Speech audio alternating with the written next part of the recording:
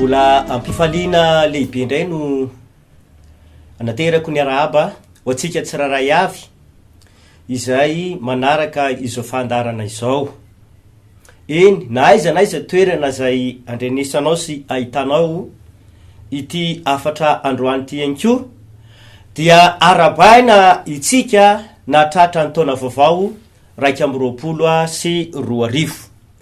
Mirary ihany koa raha mirary ny tenanay hoe mba ho taona tena miavaka, ho to pitahina, ho to pasoavana ho atsika rehetra ne izao taona vaovao izay nomen'Andriamanitra atsika izao.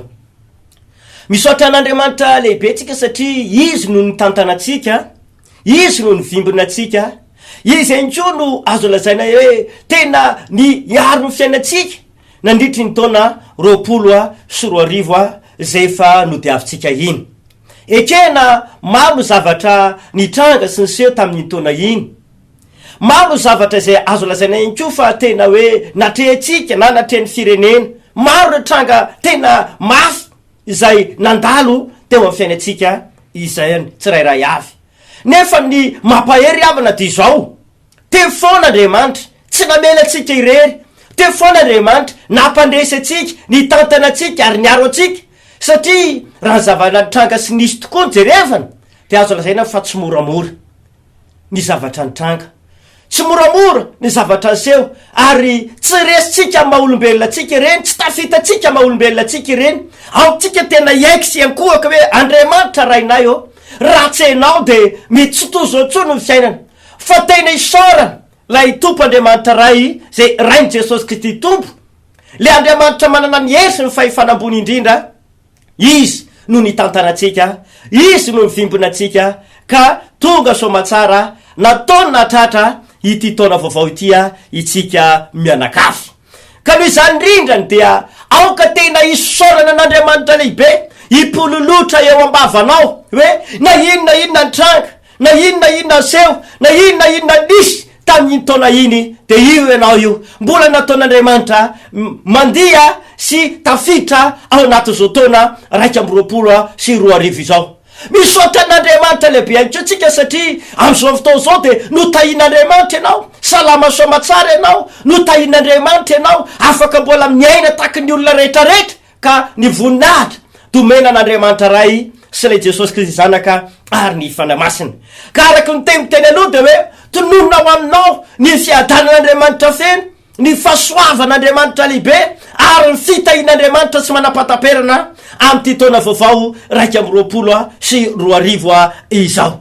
Ka hoy amintsika izay manaraka ankehitriny, mbola isaorana ihany koa Andriamanitra satria nataon'Andriamanitra indray ifampahery isika, nataon'Andriamanitra indray ifampivavaka isika am'izao androany izao. Koa dia etaniko ianao, antsoky sahady ianao tena toky an'Andriamanitra ary raisy fahasoavanao anao ihany koa no mitojo an'ity fandarana ity, ahita zao fandarana izao satria misy tanjon'Andriamanitra lehibe aho, misy programan'Andriamanitra matipaky aho izay hidirany antsehatra amin'izany ianao sy tahiny ianao am'izao vaninandro izay iaonatsika izao. Koa mialoha zavatra rehetra azy de andehantsika hivavaka. Raha hivavaka isika de tiako sahady ianao tena hiteny Andriamanitra matoky aho ary mitateraka mihitsy fandroany, afaka mampandresy amin'ny adiko ianao, afaka monjy amanolona zava-manahirana amin'ny fiainako ianao, afaka hitona fahasoavana eo amiko anko ianao, ary fantatra Andriamanitra fa tsy vitako de mbola vitanao ny afaka hitsatsehatra amaha zay olako rehetra. Vavaka asika tompo. Rainay tsara indrindra zay ny an-danitra, sotranao amin'ny anaran'i Jesosy noho ny lehibe fahasoavana nataonao zahay mbola afaka ifampahery nomenao ty fotoana ity, afaka henony feoanao. Tompo, ity aho mpanomponao, mitenena aminay rehetra ianao, mitenena amin'ny tsiraray avy ianao, atao fantsona mahomby epelatananao aho, ilaza zay sitraponao rehetra amin'ny olona manaraka ty fahadarana ity. Fanamasina tsara indrindra, tena miatehatra aminao zahay ary matoky anao zahay fa hiasa ianao nitsantsehatra hitany fotoana rehetra amin'ny anaran'i Jesosy Kristy Tompo, tahinan'izao fotoana izao. Amen. Ka eny ary tompoko, ijery tena Andriamanitra isika ny loha hevitra anaratsika androany de afaka mampandresy ny olona rehetra zay tena matoky azy Andriamanitra. Afaka mampandresy ny olona rehetrarehetra izay matoky azy Andriamanitra. Zany hoe na inona ady atrehanao, na inona ady zay misy mety navelan'ny taona 20 ary na inona ady mety atrehanao am'izao fiandohan'ny taona 20 izao, de izao no ambarako aminao, aseho fa tena olona matoky an'Andriamanitra ianao. Aoka tena ho apetrako mihitsy ny avaoam-ponao ao atao vitan'Andriamanitra, matoky anao Andriamanitra, manoloana ny ady rehetrarehetra zay atrehako, manoloana ireo ady misy eo amin'ny fiainako, de manila matoky an'Andriamanitra isika, satria miankina am'izay fatokisantsika an'Andriamanitra izay mahatonga atsika afaka hiankina sy atehitra tanteraka amin'Andriamanitra. Ohatra anankiray am'izany zao, ahitako hoe tena rehefa matoky an'Andriamanitra tokoa tsika de tsy avelan'Andriamanitra hiady rery zany. Rehefa matoky an'Andriamanitra isika de mitsatsehatra Andriamanitra, miasa mahery amin'ny fiainantsika ka mba monjy atsika manoloana ny ady sarotra izay lalovantsika na misy eo amin'ny fiainantsika. Ohatra anankiray am'izany ny tantaran'i Josafata zay sy ny vahoaka Joda rehetra tam'izany fotoana izany. Ao amin'ny tantara faharoa toko 20 dia manomboka amin'ny 1 izay tenin'Andriamanitra akatsika fampianarana sy fampahirezana foy androany izay. So nivaky le tenin'Andriamanitra amin'ny anaran'i Jesosy. Amin'ny afaka zany de avy ady tamin'i Josafata ny taranaky Moaba, ny taranaky ny Amonita, ary nisy tonga nanambara tamin'i Josafata hoe indreo misy olona betsaka avy any andafiny ranomasina de avy any Siria ho avy hiady aminao. Ary indreo izy ao a Josotamara enjedy izany. Dia natao Josafata ka nanatrika tsara hitady an Jehova sady niantso andro fifadikanana ho an'ny Joda rehetra. De niangona ny Joda angataka famonjena am Jehova, eny avy tamin'ny tanànan'ny Joda rehetra hitady an Jehova izy. Ary Josafata nitsangana teo amin'ny fiangonan'ny Joda sy Jerusalema tao an-tranon'i Jehova teo anoloan'ny kianja vaovao ka nanao hoe: ry Jehova Andriamanitra ny razanay, tsy anao va no Andriamanitra any an-danitra? Eny, ianao no manapaka amin'ny fanjakan'ny jentilisa rehetra, ary eo an-tananao ny hery fahefana ka tsy misy mahasakana anao. Andriamanitra eo, tsy anao va no nandroaka ny mponina tamin'ity tany ity hiala teo anoloan'ny Israely olonao ka nanome azy mandrakizay ho an'ny taranaky Abrahama sakaizanao. Toa de vakitsika ary eo amin'ny 10 koa indreo ny taranaky Amona sy Moaba any avy any tendrombohitra Seira de ilay tsy navelanao ho tafian'ny Israely fony izy nivoaka avy tany amin'ny tany Egypta ka nivily fa tsy nandringana azy. Nefa indreo izy mamaly ratsy anay ka avy androaka anay amin'ny lovany menao anay. Ry Andriamanitra eo, tsy tsara azy va ianao, fa izahay tsy manan-kery anohatra reo olona betsaka ireo izay avy amely anay, koa tsy hitanay izay ataonay, fa ianao no andrandrainy ny masonay. Ary ny Joda rehetra mba mivady amanjanany koa de samy nitsangana teo anatrehan'i Jehova. Ary Jazaela zanaky Zakaria, zanaky Benaya, avy tamin'ny zanaky Jeela, zanaky Matania, Levita avy tamin'ny taranaky Asafa, de voatrindry mifanahin'i Jehova teo amin'ny fiangonana ka nanao hoe: mianory ry Joda rehetra sy ny mponina any Jerusalema, ary ianao ry Josafata mpanjakany izao ho fireneny izao.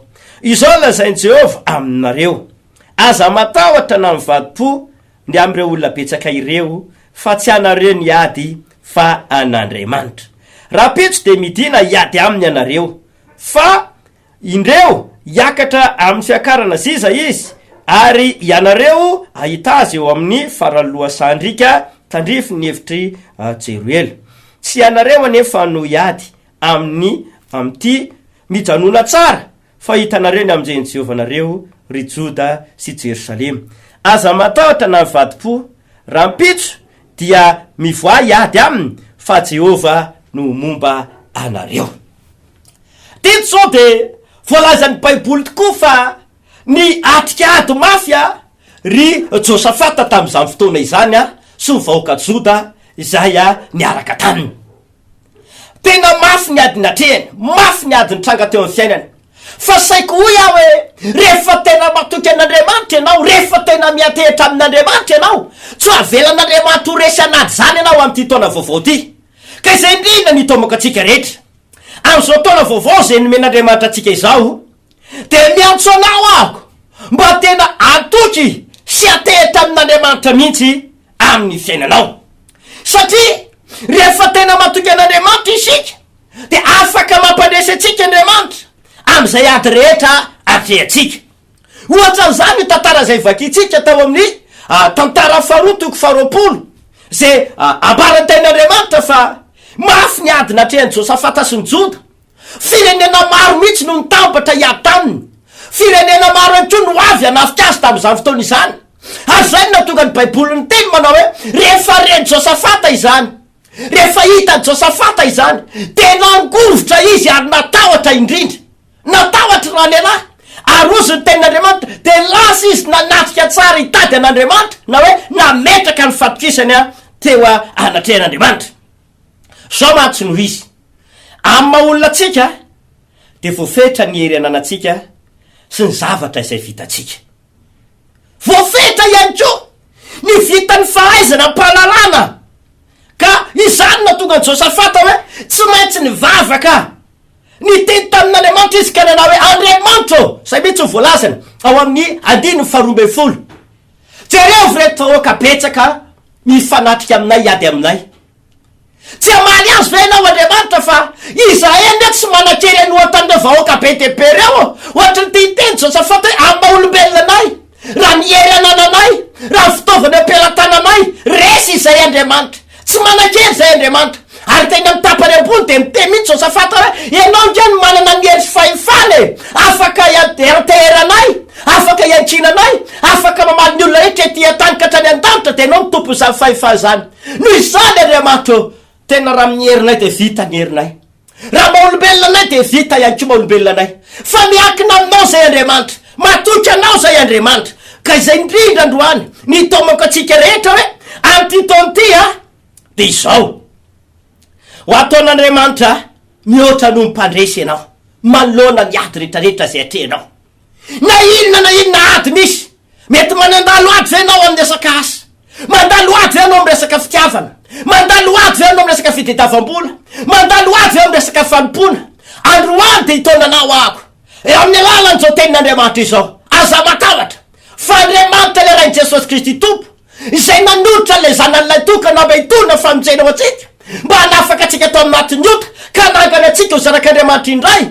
De zao voalazany tenin'Andriamanitra hoe na inona hitranga, na inona hiseho, na inona misy amin'ity taona ity de ozy ny tenin'ny baiboly Romanina toko 7:7.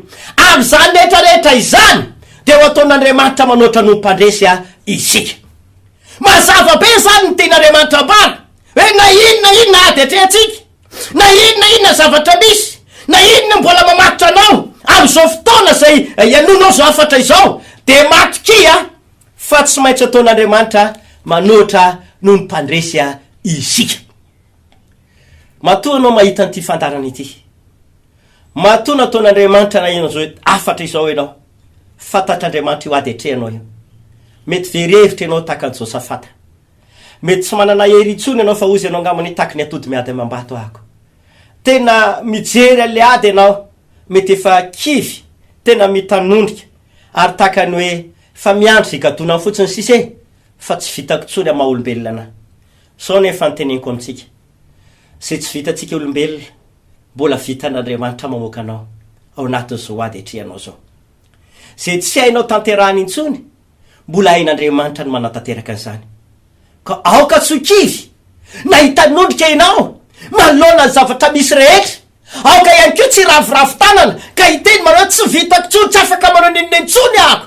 Fa i Josafata nge raha nisan'ny olona ny fanandrina taminy, raha nisan'ireo firenena nitambatra hiady taminy, de ohatrany tena resy ary resy fahavalo de efa niorakoraka hoe maro tsika tsy maintsy atsika ny fandresena.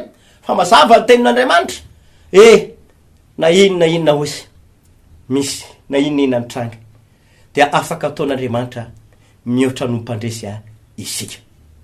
Ary mitsodrananao ako amin'izao taona vaovao izay nomen'Andriamanitra atsika izao, aza matahotra. andao apetrakintsika le tena fatokisana an'andriamanitra, atao vitan'andriamanitra mihitsy fa tena matoky azy ianao. Aza hoe manandrakandrana fivavahana, aza mitsapatsapa an'andriamanitra fotsiny, fa tena manaova takana ataony Josafata sy ny vahoaka Joda. Ozy ny tenin'andriamanitra tena nanatrika tsara hitady an'andriamanitra zareo manoloana an'le ady, manoloana an'le olana, manoloana le zava-misy teo anatrehany. De Andriamanitra aloha ny tediaviny voalohany, Andriamanitra ny atera voalohany, Andriamanitra ny ankina voalohany. Andriamanitra miankina aminao zay fa tsy manan-kery intsony zahay afana ifananitra ny reto fahavalina reto. Isaorana an'Andriamanitra fa na iza na iza olona tena iankina amin'Andriamanitra, atoky azan'Andriamanitra izany, tsy maintsy ataon'Andriamanitra andresy izy. Ary zay na tonga amin'ny Baiboly ny teny rehefa voatsindry ny fanan'Andriamanitra Israela de zao ny teneniny: aza matahotra ny am'ireo vahoaka betsaka ireo fa mitindray mitoraka ity de tsy anareo ny ady fa an'Andriamanitra eo ady eo. Zay aiko ny tenenin'Andriamanitra aminao amin'ity taona ity, am'ireo ady, am'ireo zava-misy atrehanao reo, de hoy izy Andriamanitra aminao: aza matahotra fa tsy anareo ny ady isy amin'ity taona ity fa an'Andriamanitra hoy. Ka hoy amintsika zany, ny ady rehetra zay misy, ny ady rehetra zay ho avy, ny ady rehetra zay mbola eo amin'ny fiainanao, de tsy anao tsony eo fa an'Andriamanitra eo ady eo. Fa ny zavatra tsy maintsy horaisinao de tsy maintsy hampandresy anao Andriamanitra. Ka inona tokoa zavatra nitranga te nisaorana an'Andriamanitra tokoa ry afana fananamarina ny tenin'Andriamanitra. Ny taonina ny zanak'Israely nandeha tamin'ny taridalana, no taon'ny zanak'Israely mba hanaiky zay fitonan'Andriamanitra, de isaorana ny tompo fa tamin'ny fotoanandro rehefa nandeha Josafata sy ny vahoaka Joda ka nanaiky ny fitonan'Andriamanitra sy ny taridalana. De ozy ny tenin'Andriamanitra ny ady atrano ny fahavalo, ny famelany ny fahavalo, ary mifanaritaka ny fahavalo. Ry Josafata sy ny vahoakany mijery maso fotsiny, mijery andretona fa ahoana lasa miady atrano, mahoana mifamely le fahavalo samy fahavalany no mifamely, ny ady tao, ny fanaretsaka tao, ary efa tapitra ny ady sy ny famono, ny apatapatra ny faty de isaorana an'Andriamanitra. Fa ozy ny Baiboly manao hoe tamin'ny fotoana iny rehefa maty daholo ny mpanireo fahavalo de nanankona rena betsaka ary Josafata, arena sarobidy maro, tena nanankona fitafiana maro, ary ny zavatra norofony sy ny tomony tany tindray mitoraka ity. Tozy ny tenin'Andriamanitra nandritry ny andro maro de ny taona 3 andro maniditra ny taona fitahian'Andriamanitra be debe, fanambinana be debe ry zareo satria niraisin'Andriamanitra tanana ny adiny. Dika izay ry havana de izao, amin'ny mampanompon'Andriamanitra atsika, amin'ny mampino atsika, amin'ny maolona mpanara-dian'i Jesosy atsika, andaotsika amin'ity taona vaovao zay nomen'Andriamanitra atsika ity, de ametraka ny fatokisantsika rehetra eo anatrehan'Andriamanitra. Apetraka tsika amin'Andriamanitra mihitsy ny fatokisantsika azy. Aseho fa tena olona matoky an'Andriamanitra marina ianao, tsy haiko nanahoana ny fatokisanao an'Andriamanitra tamin'ny taona lasa iny sy ny tamin'ny taona lasa ny vatana alohatany, fa manomboka amin'izao taona izao kosany de tena manentana atsika hoe asehoy izay fatokisana an'Andriamanitra, fiankinana amin'Andriamanitra taka na Josafata sy ny Joda rehetra izay. Fa zao ny ambarako amintsika mantsy, Andriamanitra sy ny heriny de tsy miova izany mihitsy, Andriamanitra sy ny zavatra ataony de tsy mety miova zany mihitsy. Fa raha tamin'izany fotoana zany izy namonjy ny Israely, mamonjy ny vahoaka Joda, namonjy ny Josafata manoloana ny adiny, de ozy ny tenin'Andriamanitra hoe iza Jehova ozy de tsy miova mihitsy. Ary ny Hebreo tena 15 de mbola nanindro mafy ny tenin'Andriamanitra hoe Jesosy Kristy tsy miova marsan'io ary mandrakizay. Ozy ny teny manotra no mpandresy isika. Ry hava malalo, betsaka reo zanak'Andriamanitra ny atrikady tao anatin'ny ady, fa rehefa tena niankina tamin'Andriamanitra izy de navoaka n'Andriamanitra tamin'ny fandresena. Hoy aminao, io ady atrehanao io tsy vitanao tamaha-olombelona anao na mahaly izy, tsy hainao tamaha-olombelona anao namoakanao tamin'ny fandresena, fa andao hiankina sy atoky an'Andriamanitra. Andao tena atoky an'Andriamanitra, sambatra ny olona zay matoky an'Andriamanitra, fa tsy avelan'Andriamanitra ho afa-paraky zany olona izany. Ka hoy amintsika zany, ahoana ary no ahafahan'Andriamanitra tena mampandresy anao, ahoana ihany koa no atonga anao tena hoe afaka ahitsy zay fandresena ngeza be zay amin'ity taona 2024 ity. Voalohany ary de izao, andao tsika tena anapa-kevitra tanteraka mihitsy ho anao zay manaraka ankehitriny, tapohany hevitrao, tena andray an Jesosy Kristy tompo sy mpamonjy ny fiainanao.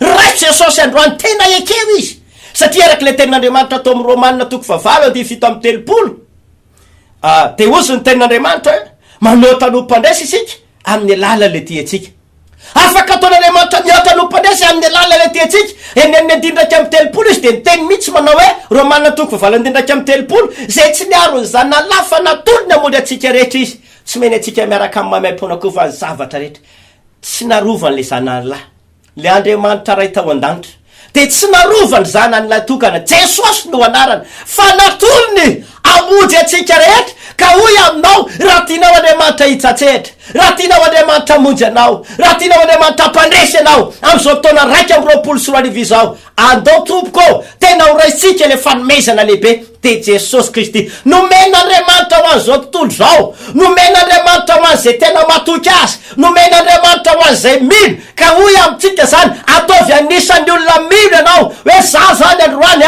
tsy jery resaka fombafomba-pivavahana tsy jery resaka nara-piangonana fa nijerevako soraisiko androany de efa nomezana vany an-danitra jesosy no anarany ka am'izao fiandohan'ny taona raiky amin'ny roapolo sy roa arivo tao mety ary tena tsara raiso le kadô tsara indrindra zay nomen'andriamanitra atsika jesosy kristy no anarany tsy maintsy manava-kevitra mantsy ianao mandray an'ilay jesosy kristy tompo mba ho mpamonjy anao manokana satria amin'ny alalan'ny fanenkenao an jesosy amin'ny alalan'ny fandraisanao an jesosy ihany no afan'andriamanitra mitsatsehatra afaka ampandresy anao sy amonjy anao malona ny ady rehetrarehetra zay atrehanao ozy ny baiboly manoatra no mpandresy isika amin'ny lalan'lay tiatsika iza le tiatsika jesosy kristy ry havana efa resy ny fahafatesana efa resy ny azo fijaliana tsy natazona azy tsono ny fasana jesosy kristy rery no afaka nandresy ny fahafatesana ka nitsangana tamin'ny maty ary foana ny fasana zay nylevinany ka hoy aminao mainka afa zay ho ady atrehanao ve zay olana misy eo fiainanao ve zava-tsato analovanao ve raha resy ny fahafatesana ahoana ntsoresy ny olanao ahoana ntsoresy ny zava-manahirananao ahoana ntsoresy ny adinao andaotsika tena napa-kevitra andray an jesosy tomboka anao androany manetana anao ary ava malala fa tena sitrapon'andriamanitra mihitsy ny amonjy anao sy amoaka anao ao anatin'io ady satra zay lalovanao io aza miraviravy tanana nakivy fa mbola misy fanantenanany aminao aza malaky ankoanao mitanodrika ka hiteny mana tena tsy vitako tsony ty amoy fo ako mety tsy vitako tsony ty tena tsy anao zay zavatra etsika itsony ako mbola misy fanantenana io mbola azovaina ny tantara rehetra fandao araky ny fanetanako teo raisy jesosy aloha mba ho tompo sy mpamonjy ny fiainanao manokana satria tsy afaka anao nininona ny fiainatsika mihitsy le andriamanitra ray ao an-danitra ao raha tsy manapa-kevitra andray an jesosy kristy isika rehetra tsy afaka anao nininona andriamanitra tsy afaka hitsatsehatra andriamanitra tsy afaka amonjy atsika andriamanitra tsy afaka hoe anapy atsika mihitsy le andriamanitra raitsika raha tsy raitsika aloha jesosy eketsika mba mitosy mpamonjy ny fiainatsika satria baiboly de miteny manao hoe i jesosy dia ambarany jaona toko fatelo andiny fahenina amby folo toy izao no tiavan'andriamanitra izao tolo zao nomeny le zanan'ilay tokana mba tsy hovery zay rehetra minao azy fanana fiainana mandrakizay nomeny ny olona tafasaraka tamin'andriamanitra no fahotana ny olona de lasa nisy elanelana tamin'ny andriamanitra mpamorona no ny amin'ny ratsy vita sy niotana nataony zanak'olombelona ny hitan'andriamanitra tsara indrindra mba hahafana mamonjy ny olombelona sy mampiverina ny olombelona eo am-pelantanana de tamin'ny lalany nanomezany an jesosy ka hoy amintsika zany raha tsy raisitsika jesosy raha tsy eketsika jesosy raha tsy tena mpandrosikapotsika jesosy de tsy afaka manao nininona mihitsy le andriamanitra raitsika de izay no anetanako atsika rehetra hoe raisy jesosy androany ekeo izy mba ho tompo sy mpamonjy ny fiainanao azao fiandohan'ny taona vaovao izao faharoa koa nefa dity raha de hiakina amin'andriamanitra sy atoky azy itsika de manana finoana fa volain'andriamanitra mampandresy anao ary matoky azy taka nataony josafata fa andriamanitra de afaka nampandresy an'izy reto koa averiko tsara manana finoana hoy aho sy fatokinan'andriamanitra taka zay natsaony josafata fa afaka mampandresy azy reo andriamanitra manoloana ny fahavalo maro izay nitambatra iataniny tsy vita n'le ady tsy tafavoaka n'le ady fa natao de tena iakina amin'andriamanitra tsy hivavaka anao kaky tsapatsapa tsy vavaka nandrakandrana fivavahana, tsy vavaka mba hoe andeha mba hoatsoka aloha sao de mba iaino Andriamanitra na tsy hainy ve? Tsia! Tena naseho Josafata mihitsy tena mino zay Andriamanitra ary matoky zahay fa raha iantehitra aminao ka hitondra ny adina eo anatrianao zahay de mino zay fa mamonjy anay ianao. Ry havana, raha misy olona tena matoky an'Andriamanitra sy mino azy de hity satrehitra Andriamanitra hamonjy zany olona zany. Zay no natonga an'Andriamanitra teny amin'ny ty ndray mitoraka ity ndana mivoaka iady, fa tsy anareo nefa niady amin'ny ty ndray mitoraka ity izy, fa Andriamanitra niady anareo ary ho hitanareo izany famonjeny Jehovah anareo zany. Isaorana an'Andriamanitra lehibe tokoa ry havana. Reto fahavalo be dehibe nitambatra tamin'ny Josafata sy vahoaka joto reto nge ka ny fanaratsaina tsara sy ny fanarakevitra tsara hiala tany amin'ny toerana misy azy tany. Ary efa tonga teo alohan'ny Josafata izy ireo tena inoko fa mba fatany hoe reto sy mifahavalo fa nagaga de hoe rehefa Andriamanitra tokoa miady de tsy hoe najambena ve no masony sana ninona loatra fa de tsy hitandreo hoe namako nge ty vinoko ty de mifamely tao izy, mifamono tao izy, tsy inona ny aton'izany fa nolay finoana sy fampikina an'Andriamanitra zay tao anatin'ny Josafata tamin'ny fiateherina tamin'Andriamanitra. Rehefa nataon'izy ireo zany de tena nampiasa ny fahaizana, nampiasa ny herin'Andriamanitra ka namoaka an'izy ireo tamin'ny fandresena miezinezina sady nitahan'izy ireo ankoa. Fatelo, andao ankoa tsika tena hivavaka hiatso an'Andriamanitra ary apetra ho aminy ny adinao rehetra amty taona 2024 ity. Josafata tena mipetraka mihitsy ny Andriamanitra afindrako any aminao ny adinay ny vavaka tamin'Andriamanitra apetrako akiniko aminao ny adinay rehetra mba tsy izay tsony nitondra le ady. De zao zavatra amperezako atsika. Misy olona ndray rehefa mifanena aminay matetika miteny manao pastera tena tsy haiko ozy fa ohatra mitebiteby sy fentahotra ny fiainako, malola le zava-misy etrehako. Izy amin'io avy makao am-piangonana mivavaka, izy amin'ny fotoana avy manatona ny mpanompon'Andriamanitra hivavahana. De tena mametraka mihitsy izay hoe araka le tenin Jesosy amin'ny Matio 2:20 makanesa ty amiko ianareo zay miasa fantatra sady mavesatra entana fa izaho anome anareo fitsarana. De mivavaka le olona eo tonga ohatran'Andriamanitra tena maivana izy, misy fiadanana ao am-pony tena faly mandre tenin'Andriamanitra izy ao anaty mivavaka atao anazy tena maivana izy fa magaga ty vo tonga any antranonany izy de miantso indray pastero tena tsy haiko mihitsy, fentahotra ako, fenorooro ako, tsy milamima mihitsy ny atao anatiko. De rehefa tena mandinika izahay de izao, rehefa tonga am-piangonana ny olona ka mivavaka de tena afindrany ao amin'Andriamanitra, apetrany amin'Andriamanitra le ady taka nataony Josafata. Fa sangity rehefa tonga ny atrano izy de averina ao anatin'ny sainy, averina ao anatin'ny fony de ohatry hoe Andriamanitra tsy maninona fa zao andao mbo zaraina le ady de ny sasany entinao de ny sasany entinay Andriamanitra am'izay samy mitondra isika kanefa Jesosy makanesa ty lay tongava atao amiko ianareo de eo anany entana mavesatra lay tsy zaka anareo tsony le mampitebiteby anareo le mampiroro mahatonga anao tsy mahita tory andro manalina mahatonga anao tena kivy malohana ny fiaina am'ty taon'ty tena miantso atsika rehetra andao tena hivavaka ary ametraka ny adytsika rehetrarehetra eo ampela tanan'Andriamanitra. Miantso anao Josafata nge tena nivavaka izy Andriamanitra eo ity le adinay ty apetraka eo ampela tananao fa tsy manana hery edivana am'ireo olona be dehibe reo zahay. De tena napetrany tamin'Andriamanitra de eny areo zy Andriamanitra ana zany le ady fa tsy anareo tsony fa hitanareo ny amonjeko anareo androany. De isaorana an'Andriamanitra tsy nanana tebiteby sy tahotra tsony Josafata tamin'ny voalohany vao niatrika le ady izy de fenitahotra. Fa rehefa nametraka an'le adiny teo ampela-tanana tompo tamin'ny alalan'ny vavaka izy de tena namonjy azy Andriamanitra. De izay mihitsy ny any an-tanako atsika hoe am'ty taon'ty andao tena hivavaka. Vavahinao amin'ny alina, vavahinao amin'ny maraina, vavahinao amin'ny fotoana rehetra zay afanao miaona amin'Andriamanitra, apetra ho an'ny io adinao io. Io araka ny teny tany aloha teo ane hoe be dehibe nge zavatra mety tsy ho vitantsika amin'ny herin'ny saitsika, amin'ny herin'ny fahalalantsika, amin'ny herin'ny tenatsika. Ary Josafata tena nanipoka andrabaka teny hoe Andriamanitra tsy manana hery afana manohatra any olona be dehibe reo zahay fa fantatra fa ianao manana fahefana sery ambony indrindra fa tena nasehon'Andriamanitra ny voninahiny. Ka hoy amintsika zany aza miaotra na misalasala iankina amin'Andriamanitra hivavaka eo anatrehany fa ho hitanao ny voninahitr'Andriamanitra am'ty taona 2024 ity. Voninahitra ao an'Andriamanitra ray hivavaka sika am'izao fotoa zao kanefa mialohany vavaka ataotsika de nisy filazana ity. Voalohany izay fiangonana iray fiandrona kely manomboka am'izao taona vaovao zao indray de mandeha foana fotoam-bavaka ny andavanandro ny atalata amin'ny roambe folora alakamisy amin'ny roambe folora ka atramy roora tolakandro re fitombavaka ireo maraina moa zany misy vavaka fifatikanina foana fa manetanareo zay ho avy ny fitombavaka ihany ko nefany de mitohy toaky ny atram'izay indray amin'ny enina ora isan-kalahady amin'ny enora maraina amin'ny valora amin'ny folo amin'ny roambe folo ary amin'ny roa ora tolakandro izany ny alahady io ka manasanao zahay ze afaka uvonjenao am'ireo fidirana indimy reo de tongava fandray fahasoavana lehibe anao zay resy lahatra fandray manitra le rain' Jesosy Kristy de fa ao amin'ny fitoeran'io miasa ao amin'ny trano fivavahan'io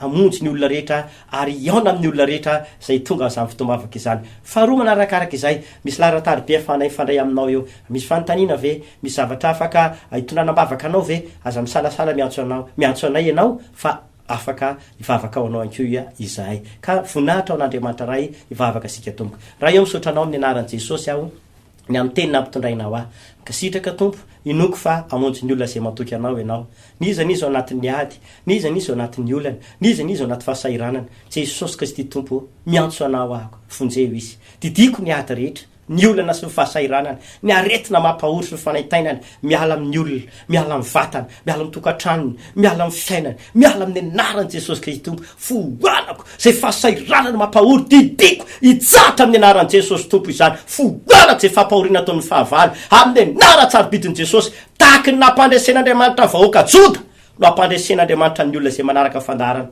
amin'ny anaran'i Jesosy amen tain'Andriamanitra indrindra tompo de miraso atsika rehetra